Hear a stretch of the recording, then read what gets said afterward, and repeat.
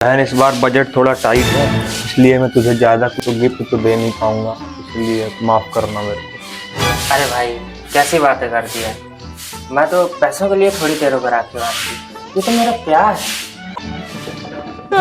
मेरे राखी के बंधन को निभाना भैया, मेरे छोटी बहन को निभाना। अरे बाप रे, देखो ये नाता निभाना निभाना भैया, मेरे बहन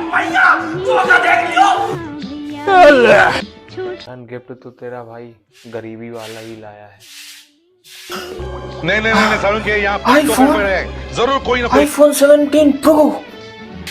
भैया मैं तो तुझे बहुत कंजूस समझती थी, लेकिन तू तो हीरा निकला, मेरे को आईफोन 17 प्रो दिया। अब तू गया बेटा।